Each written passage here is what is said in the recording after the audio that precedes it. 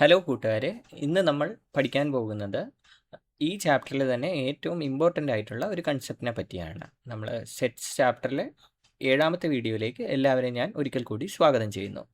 ഇന്ന് നമ്മൾ പഠിക്കാൻ പോകുന്നത് സ്ക്രീനിൽ കാണുന്നത് പോലെ വെൻ ഡയഗ്രം എന്നുള്ള ഒരു കൺസെപ്റ്റാണ്. ഈ ചാപ്റ്ററിൽ ഏറ്റവും കൂടുതൽ ക്വസ്റ്റ്യൻസ് വന്നിട്ടുള്ളതും റിക്കറിംഗ് ആയിട്ട് ക്വസ്റ്റ്യൻ വന്നിട്ടുള്ളത് അതേപോലെ തന്നെ ഏറ്റവും എളുപ്പത്തിൽ മാർക്ക് എല്ലാവർക്കും സ്കോർ ചെയ്യാൻ പറ്റുന്നതായിട്ടുള്ള ഒരു ടോപ്പിക്കാണ് ഈ വെൻ ഡയഗ്രം എന്ന് പറയുന്നത്. അപ്പം വെൻ ഡയഗ്രത്തിന് കൃത്യമായ ഡെഫിനിഷനൊന്നും നമ്മുടെ 2 ടെക്സ്റ്റ് ബുക്കുകളിലും മലയാളം മീഡിയം ആയാലും ഇംഗ്ലീഷ് മീഡിയം ആയാലും ടെക്സ്റ്റ് ബുക്കിലൊന്നും കൊടുത്തിട്ടില്ല.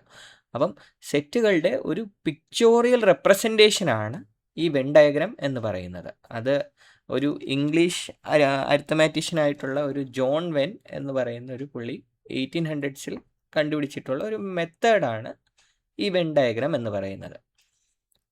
അപ്പോൾ അതിൽ നമുക്ക് നോക്കാം. ഈ സ്ക്രീനിൽ കാണിച്ചിട്ടുള്ളതുപോലെ ഒരു യൂണിവേഴ്സൽ സെറ്റിനെ ഒരു സ്ക്വയർ അല്ലെങ്കിൽ ഒരു റെക്റ്റാങ്കിൾ ആയിട്ട് റെപ്രസെൻറ്റ് ചെയ്യുകയും അതിനകത്ത് അതിൻ്റെ യൂണിവേഴ്സൽ സെറ്റ് നേരത്തെ ഡെഫിനിഷനിൽ പഠിച്ചതുപോലെ തന്നെ ഒരു സെറ്റിലുള്ള എല്ലാ എലമെൻസിനെയും കൂടെ കൂട്ടി യോജിപ്പിച്ചിട്ട്, ഒരു കണ്ടക്സ്റ്റിലുള്ള എല്ലാ എലമെൻസിനെയും കൂടെ കൂട്ടി യോജിപ്പിച്ചിട്ട് ഉണ്ടാക്കുന്ന സെറ്റാണ് യൂണിവേഴ്സൽ സെറ്റ്. അപ്പോൾ ഏത് സെറ്റും ഒരു യൂണിവേഴ്സൽ സെറ്റിൻ്റെ സബ്സെറ്റ് ആയിരിക്കും. അപ്പോൾ ആ ഒരു റെക്റ്റാങ്കിളിനുള്ളിൽ കണ്ടെയ്ൻ ചെയ്ത് നിൽക്കുന്ന വൃത്തങ്ങളായി, സർക്കിളുകളായിട്ട് അതിനകത്തുള്ള സബ്സെറ്റുകളായി റെപ്രസെൻ്റ് ചെയ്യുന്ന ലോജിക്കൽ കൺക്ലൂഷൻ നമുക്ക് അതിൽ നിന്ന് ഉണ്ടാക്കിയെടുക്കാൻ പറ്റുന്ന രീതിക്ക് വർക്ക് ചെയ്യുന്ന ഒരു പിക്ചർ റെപ്രസെൻറ്റേഷൻ, ഒരു പടം കൊണ്ട് നമുക്ക് റെപ്രസെൻ്റ് ചെയ്യാൻ പറ്റുന്ന ആ ഒരു പടത്തിനെയാണ് വെൻ ഡയഗ്രം എന്ന് പറയുന്നത്. ഇപ്പം ഈ ഉദാഹരണം ശ്രദ്ധിക്കുക. നമ്മളൊരു യൂണിവേഴ്സൽ സെറ്റ് 1, 2, 3, 4, 5 എന്നുള്ള 5 എലമെൻറ്റ്സ് ചേർത്ത്, 5 യൂണിറ്റുകൾ അല്ലെങ്കിൽ 5 എലമെൻറ്റ്സ് അല്ലെങ്കിൽ 5 ഐറ്റം ചേർത്ത് നമ്മൾ ഉണ്ടാക്കുകയാണെന്ന് വയ്ക്കുക. അതിൽ എ എന്ന് പറയുന്ന സെറ്റ് യൂണിവേഴ്സൽ സെറ്റിൻ്റെ സബ്സെറ്റ് ആയിരിക്കും. അതിൽ 3 എലമെൻ്റ് ഉണ്ട്, 1, 3, 5. അപ്പോൾ എക്കകത്ത് 3 എലമെൻറ്റ്സ് ഉണ്ട്, ബിക്കകത്ത് 1 എലമെൻറ്റും ഉണ്ട്. B is equal to set of 1 element, that is 1. അപ്പോൾ നമുക്ക് ഈ ഒരു എക്സാമ്പിളിൽ തന്നെ നോക്കുമ്പോൾ മനസ്സിലാവും, ബി എന്ന് പറയുന്നത് എയുടെ ഒരു സബ്സെറ്റാണ്. മാത്രമല്ല ബി എന്ന് പറയുന്ന യു എന്ന് പറയുന്ന യൂണിവേഴ്സൽ സെറ്റിൻ്റെയും ഒരു സബ്സെറ്റ് ആയിരിക്കും. ഏതൊരു സെറ്റ് ഒരു സ്പേസിലെടുത്താലും അത് യൂണിവേഴ്സൽ സെറ്റിൻ്റെ ഒരു സബ്സെറ്റ് തന്നെ ആയിരിക്കും. അപ്പോൾ നമ്മൾ നോക്കുകയാണെങ്കിൽ പിക്ചോറിയൽ റെപ്രസെൻറ്റേഷൻ കാണുക.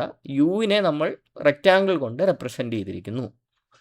അതുപോലെ തന്നെ എ എന്ന് പറയുന്ന സെറ്റിൽ യു എന്ന് പറയുന്ന നേരത്തെ പറഞ്ഞ സെറ്റിൽ റെക്റ്റാങ്കിൾ റെപ്രസെൻ്റ് ചെയ്തിരിക്കുന്ന സെറ്റിൽ 1, 2, 3, 4, 5 എന്ന് പറയുന്ന 5 എലമെൻറ്റും യുക്കുള്ളിൽ തന്നെ ഉണ്ട്. ഇനി എ എന്ന് പറയുന്ന സെറ്റിൽ നമുക്കറിയാം 3 എലമെൻറ്റ്സേ ഉള്ളൂ, 1, 3, 5 എന്നുള്ളത്. ഈ എയുടെ ഉള്ളിൽ 3 നമ്പേഴ്സും വന്നിട്ടുണ്ട്, 1, 3, 5. അതേസമയം ബിയിൽ ആകെ ഒരു എലമെൻറ്റേ ഉള്ളൂ, 1 എന്ന് പറയുന്ന ഒറ്റ നമ്പർ. അപ്പോൾ ബിക്കുള്ളിൽ ആ ഒരു സിംഗിൾ നമ്പർ വരും.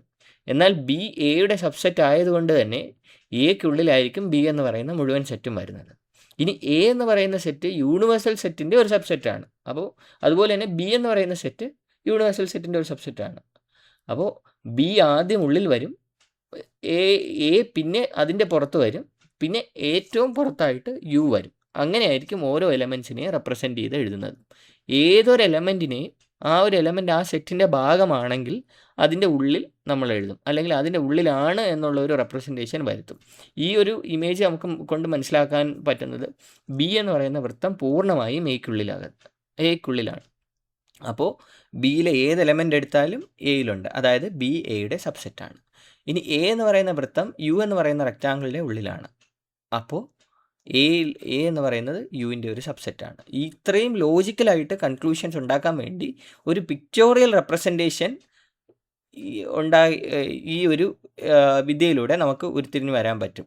സെറ്റ് റിലേറ്റഡ് ആയിട്ടുള്ള ഒരുപാട് പ്രോബ്ലംസ് സിമ്പിളായി സോൾവ് ചെയ്യാനായിട്ട് ഈ ഡ്രോയിങ്സ് ഇന്നും ഉപയോഗിച്ച് പോകുന്നു. ഈ ഒരു ഡ്രോയിങ്ങിനെയാണ് നമ്മൾ വെൻ ഡയഗ്രം എന്ന് പറയുന്നത്.